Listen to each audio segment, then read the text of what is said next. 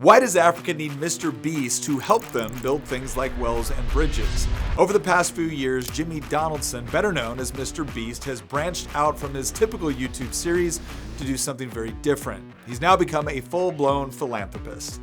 From funding eye surgeries to building wells and bridges, Mr. Beast's philanthropy channel has arguably done more to help the people of Africa than many governments and international organizations have over the last 60 years. But while his efforts have been met with well-deserved praise, they've also sparked a curious debate.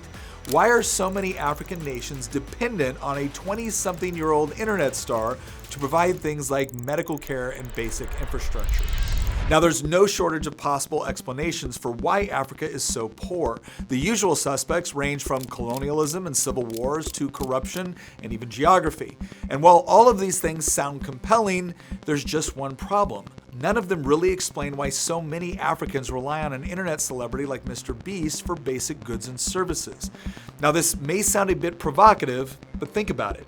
If colonialism or warfare were the reasons why Africa is so poor, then why isn't South Korea poor? I mean, after all, Korea was colonized and then completely destroyed during the Korean War, and yet today, South Korea is one of the richest places in the world.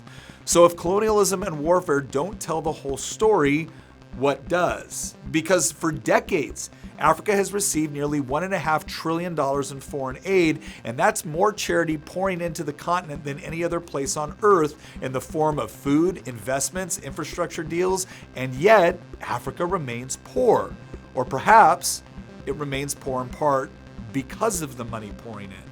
Now, the obvious response is that government corruption is responsible for the mismanagement of these funds, and while that is certainly true, there may be an even more dangerous reason in the form of dependency. Because after all, why bother to build your own well or construct a new bridge if you know that someone else will do it for you at no cost? Or even more so, why establish your own well-building company or study to become a doctor if a rich philanthropist can simply show up and provide the goods and services for free? Now, does any of this mean that Mr. Beast is somehow a bad person for providing people free eye surgeries or constructing wells for children who don't have access to clean drinking water? Absolutely not. In fact, I would argue he's doing an incredible amount of good, all while demonstrating just how incompetent government bureaucrats can be.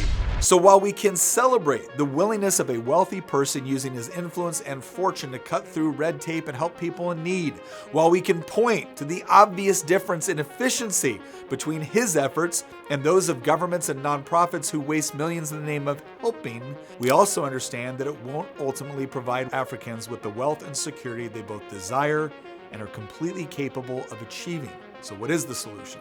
Well, African entrepreneur Maguette Wade has suggested that African nations don't suffer from a lack of ingenuity, creativity, or an enterprising spirit, but rather stifling government regulations, corrupt central planning, and a paternalistic mindset in the West that leads to the propping up of failed systems Africa needs to abandon so it can flourish. Because ultimately, the solution will be what it has been for every area of the world that has pulled itself out of poverty: an environment where the government narrowly focuses on providing security and stability while allowing its people to flourish in an environment of economic freedom, innovation, and trade. The kind of charity that Mr. Beast is offering can alleviate suffering, and he should be encouraged in that endeavor.